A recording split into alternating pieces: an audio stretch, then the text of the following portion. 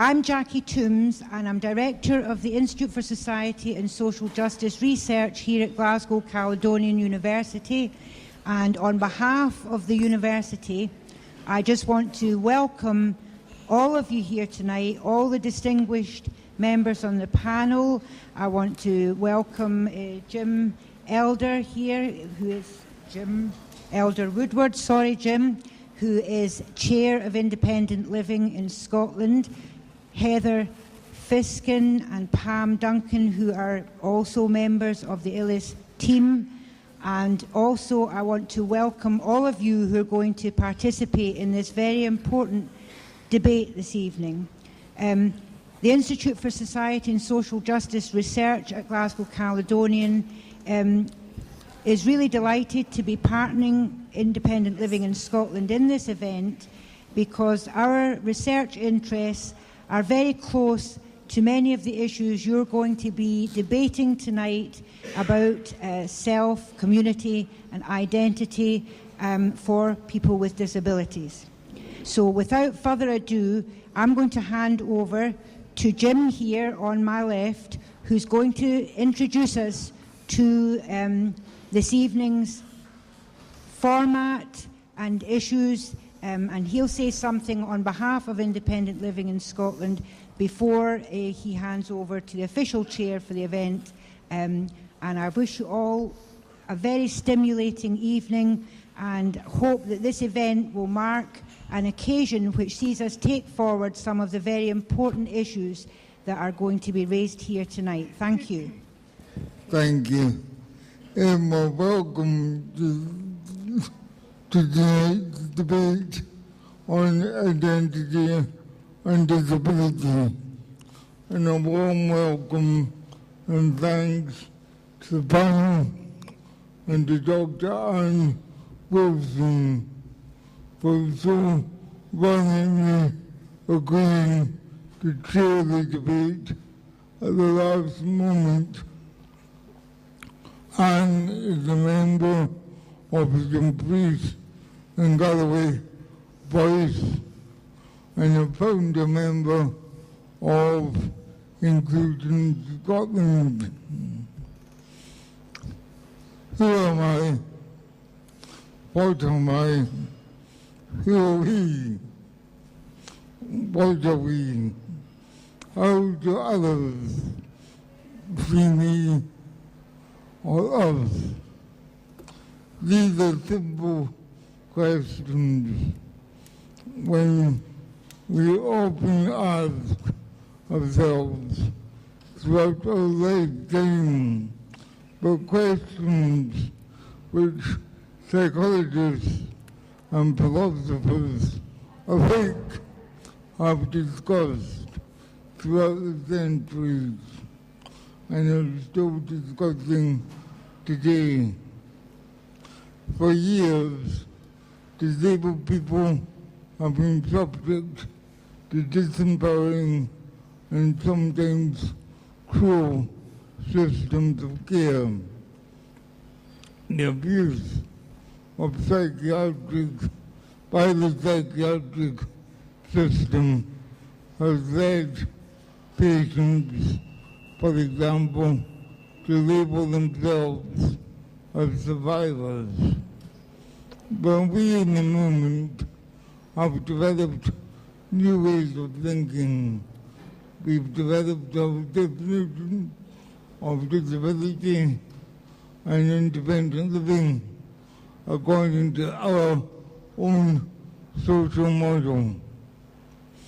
And so, the independent living movement is a movement of personal reevaluation and social change.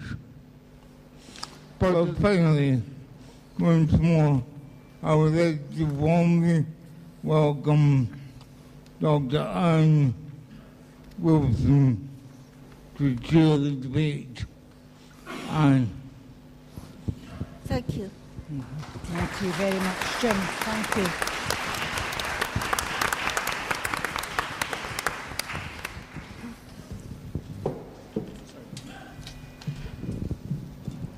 Thank you very much, Jim, for setting the scene for tonight's debate.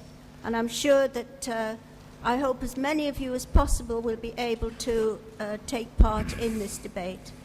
Now, I'd just like to introduce our panel that we've got here tonight. I think we're very fortunate in having 5 people with us who come from completely different backgrounds. And again, I think this widens out our discussions very nicely.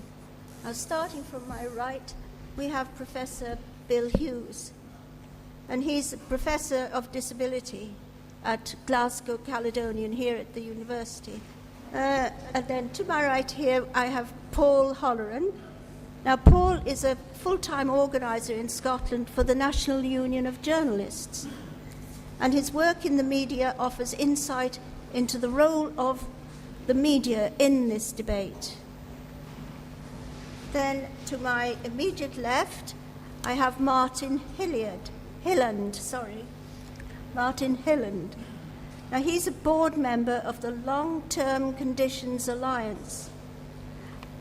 And then on my far left, we have David Buxton. And David is the Chief Executive Officer of the British Deaf Association. Now, before we start the questions that are going to be asked from the floor, I have a question that I'm going to ask of each member of my panel here today and myself. It says that the disability movement's mantra has been nothing about us without us for many years. Who is us? I'm not going to answer that. I'm going to keep myself to the last.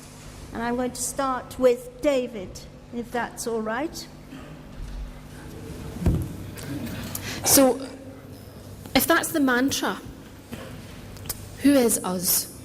I think many people external to this would think, who is us? And us is a very good question.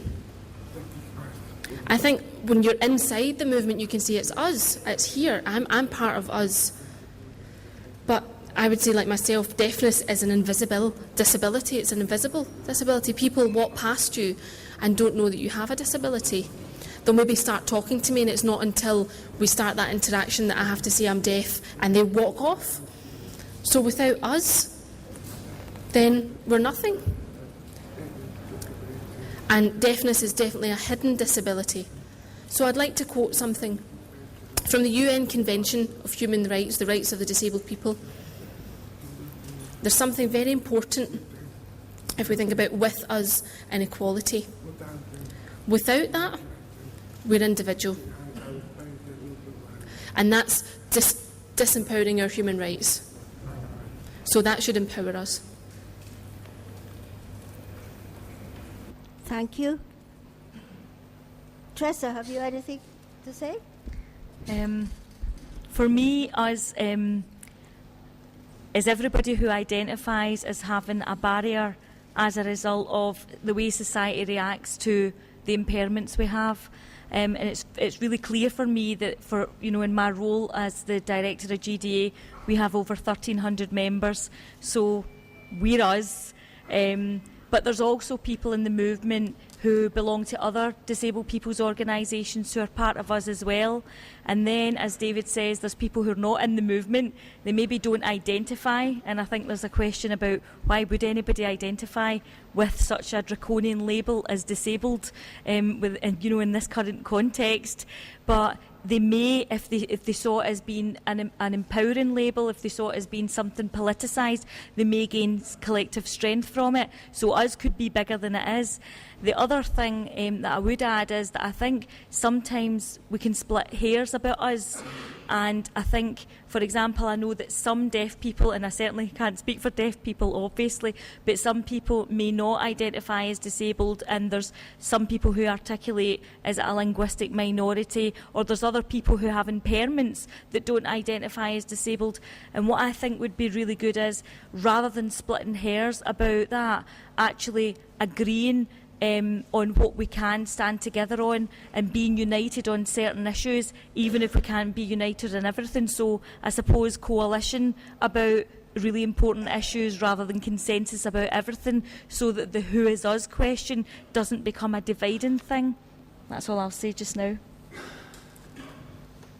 Martin. Thank you. Up until a year or two ago, I would have thought the position of disabled people gave some cause for optimism. There was increasing understanding in society as a whole of the problems of disability. Disabled people were increasingly speaking for themselves and acting for themselves. Given the way this government is now moving and its long-term aim to shrink the welfare state, we can't have that complacency. So what's to be done about it? There's certainly a couple of pieces of action need to be planned for and worked up now. One is to decide who our allies are. I think the word allies is probably more appropriate here than the word coalition or movement. A movement tends to be something that is led by a charismatic leader and its few internal democratic structures. The strong part about movement is that its boundaries tend to be easy. It tends to work with anyone who is at all sympathetic. From a media perspective, and that's where really why I'm here tonight, parts of the media and large sections of the media are guilty of excluding society by not carrying out due research, not investigating or being in touch with the bodies and the organisations or individuals who can give them an accurate reflection of how that part of society is being affected. So, who is us? Well, we should all be part of society, and the press has a role in making sure that as part of the democratic structures, that vulnerable sections of society in particular are not excluded by the use of certain language, not excluded by being labelled in a certain manner, which makes people feel even more vulnerable. And that's really, I suppose, why the NUJ are involved in a number of the campaigns supporting disabled groups, but also working in areas of mental health, supporting areas where asylum seekers and refugees have been labelled and misrepresented. The question, who is us, is a difficult one for an academic, and particularly a sociologist, because identity is regarded as a very complex problem within sociology. But I would probably argue that identity in the context of disability begins with internalising a sense of injustice. And I'll leave it at that and not go any further. But what I want to do as an academic is reflect on Charlton's aphorism that nothing about us without us leads to better science. I think the so-called science we had of disability, even 30 or 40 years ago, was hugely impoverished by the fact that disability perspectives just weren't there. What we heard about was academics and professionals telling others what they thought the needs of disabled people were. Now that we have a growing body of research where disabled people's ideas, experience and knowledge is central to the production of those ideas, we have something real. We have better science. The other thing I want to say about the question is that who is us suggests that there's a them. There is somewhere out there a them. And that begs the question, what is non-disabled identity? When we think of feminism, for example, and the identity that that presupposes, we think of an immediate oppressor, men. And if we think of most groups who are challenging the world for their place within it, there is this other, there is this them, against whom contentious arguments are being made. All I can say is that it's very, very difficult to identify this notion of a non-disabled identity. But it's there, it's amorphous. There is such a thing, I think, as a kind of non-disabled imaginary. So we're not talking about embodied people, but a set of dominant ideas about disability that have been developed by non-disabled people and that have a negative impact on disabled people's lives. So I would encourage that not only do we think about us, but we also think about them and begin to challenge the values and the ideas that are associated with them. Thank you. Thank you very much, Bill. Henry, an activist in Falkirk, and Bill Scott is going to pose this question. Where's Bill?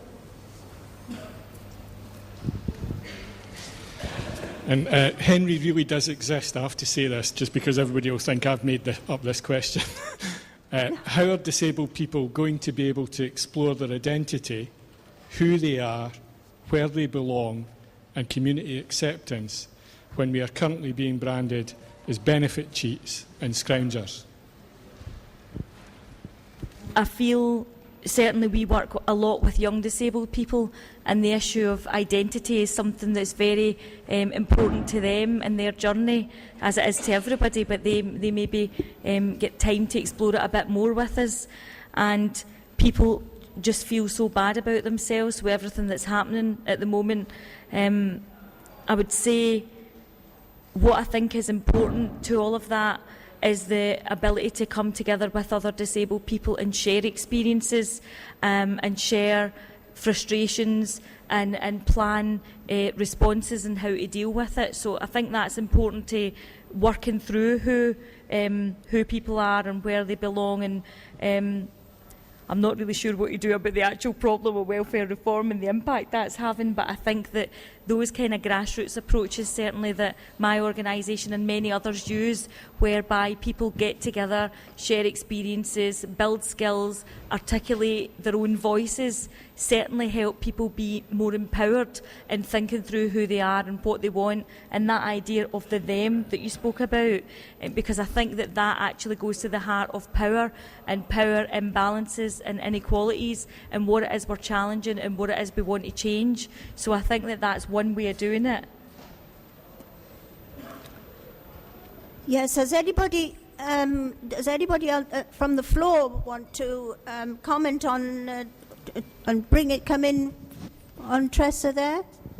I see the gentleman there with his hand up. The thing about the us, for me, as a long-term activist, the us comes directly from people first, and it was said because they, as a group, were so isolated, and because they had learning impairments or whatever the state had put on them as a label, they said, we want nothing done about us unless we're thoroughly involved with us. So I like what you said about there's an amorphous them, but the us is clearly identified for myself, and I can only speak for myself, as it came from the movement, it's generic to the movement, and that's why it's important as an us. It's not a completely separate thing in the sense that it completely attaches to the them and us. Yeah, thank you. Thank you for those comments. There's a gentleman here on the row beside the... That's it. I say this. When I was growing up, and I've been blind since I was a baby, like a lot of our disabled people here. We've been born disabled. Growing up in the community where I was brought up, I wasn't treated any differently. I was treated the same as my sister. I think what it is, our communities look after us, but it's a officialdom's response. That's the thing. I believe that our communities, if we've grown up in our communities since, then it's not. People don't make it an issue in our communities. People just, like say, I felt I was treated the same as my sister by our pals and all that when they came to our house and all the rest of it. So it never crossed my mind. It only crossed my mind because officialdom, the local authority and their wisdom decided to send me to a residential school, and that, it's officialdom's response to to disabilities. Who would like to speak? Now, I think the question's very important, and we're all concerned, about who could be, if we think about hate crime and how that affects disabled people. Disabled people or deaf people don't object to the DLA reform specifically. And they want to stop fraud as well. We support the stopping of fraud and people abusing benefits, but that's not what's being targeted. And it seems that we've had this new government who went in and they just want to cut everything. And that doesn't seem to have anything to do with fraud. It's being labelled as fraud, but they just want to cut and save money. And actually, the way it's been put out is giving people the wrong message, absolutely. It's absolutely two separate issues. There's a fraud issue of benefits that needs to be reduced, people who are fraudulently claiming benefits, but genuine people who genuinely need their benefits, and they need those to carry on leading an independent life and to have the right to control and choice of their own life, that shouldn't be cut. They're suffering. The fraud is a separate issue. And people who have their benefits cut because of the fraud issue are losing that choice, they're losing their dignity, and the other general public are getting the wrong message. And I think we have to stand up and say, we are not committing fraud, we are genuine people and we need these for decent reasons. There's other people out there who are not disabled who are claiming benefits fraudulently. That is not us. We are a different group, and that's the message that has to be out there.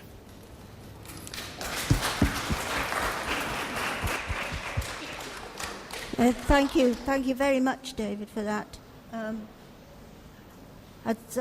you want to comment on that? Yes. One of my heroes is a man called Eric Hobsbawm, who's a historian now, I think, dead. But 10 years ago, he wrote a massive work in which he explained most of 20th century history in terms of a Marxist theory of economics.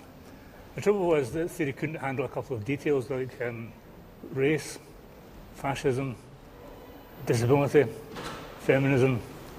But within with those major flags, they still gave a stream of understanding of what the century had been about. It seems to me nobody has yet done that for disability. Although we've got an idea of a partial idea of how disability is understood and perceived, I don't think we've got the grand theory yet which explains most things about disability. That isn't to be scoffed at, because sometimes that kind of unity and penetration is necessary to make us see what we're lied about, what divides us. What the government is embarking on now is amazing in its audacity. Until now, disabled people have by and large had a good press and a good image. But what the government really are saying, and you have to hand it to for bravery and for chutzpah, but because of the need to restructure the welfare state radically and to reduce in the long term in a structural fashion the amount of spend on public services, they're going to take on disabled people. Now, that may well be one group too much for them to have attacked, but never underestimate what Rupert Murdoch, what the Sun on Sunday, what straightforward lies can achieve. We've seen it in other groups being demonised and being chased out of the mainstream society. It's not impossible that could start to happen to disabled people as well. One reason I think of this is that I think that a lot of the good things about society's view of disability are actually quite fragile. Most people have got decent instincts when they see someone who may need help. And by and large, people don't think twice about what the economics or the personal development or the place in society of people who do need help, whether it's crossing the road or something more serious. But the government is now going to say that that group of people are somehow partly to be demonised for the financial crisis the country is in.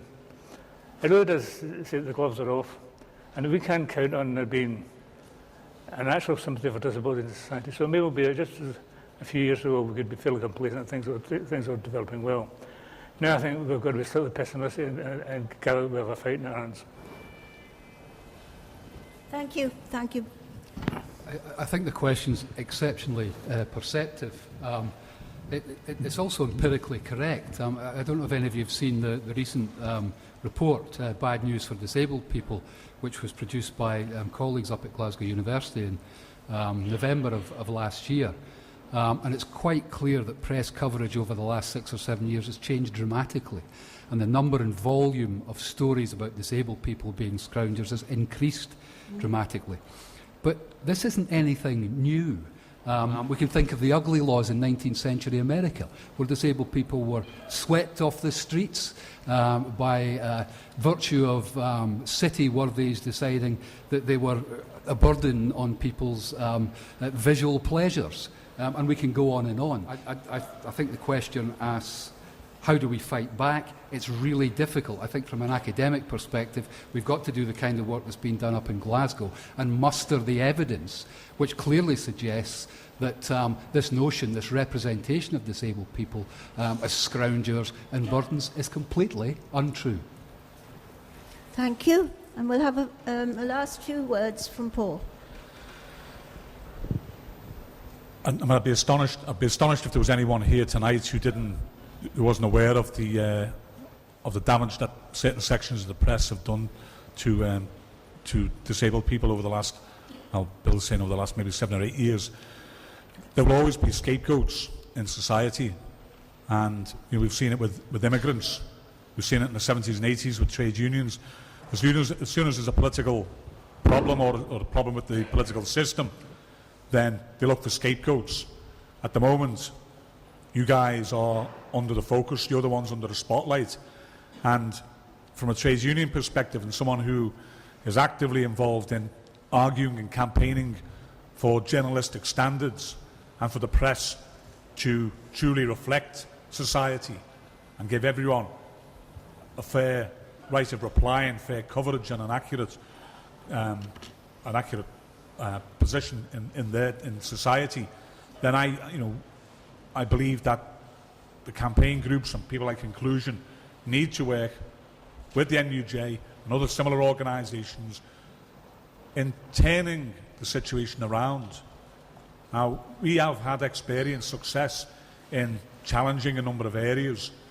About 20 years ago, when I first took this job on, I sat in a very similar arena to this, and it was a lot of umbrella groups from mental health issues and suicide groups, and everyone had a story to tell about how certain papers had carried stories or headlines or pictures of them or their families or their colleagues or people that they knew, disparaging them and causing upset and further stress to their lives. We got involved in a campaign then that since has been gone on to be backed by both the Labour administration and the SNP, Scottish governments, in funding guidelines for the press, where we've worked with the mental health groups in drawing up guidelines, in use of language, in challenging myths, in providing them with contacts of campaign groups, that if they're running a story on mental health or suicide, contact these people before you write an ill-researched story or a story that isn't balanced. Scotland is now held up, now this is 20 years on, but Scotland is now held up, and the Scottish press, as a paragon of virtue in that field. It is used as an example in places like Australia and Hungary, all around the world, in respect to the guidelines that have worked in turning round the use of certain language, wiping out psycho from headlines. And so it can be done. And the groups that we were involved in and are still involved in still monitor the press coverage on these issues. Same goes for refugees, asylum seekers and immigration. We've worked very closely with all the Refugee Council, Amnesty International, Oxfam, all the Red Cross, all the bodies that are affected by immigration and the problems that are facing immigrants to this country. We work very closely with them in providing guidelines to the press. So as part of our campaign, we're campaigning to make sure that journalism does its job properly and that newspaper proprietors and broadcasters do their job properly. But we can only do it, and it goes back to the statement there, nothing about us without us. They need to involve you. They need to discuss with you these problems. They need to give you access to complain, get the right of reply, and be part of an education process to turn their attitude around. Now, we know there's a political agenda, and that's got to be challenged as well.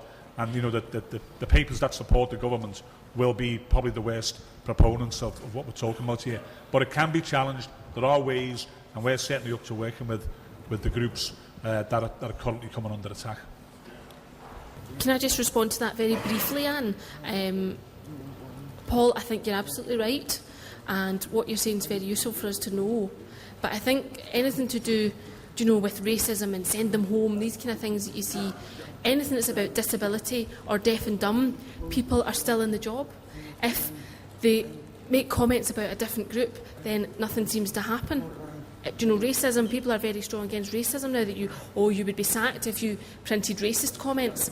But people can still print deaf and dumb, they can still be very rude about disabled people, and nothing seems to happen. So how is that fair? Well, I think that's the point I was making. It wasn't always the case. It wasn't always the case. And even in the late 60s and early 70s, there were headings which referred to niggers, right, and other racist comments. That is now unacceptable, because campaigners have worked at that.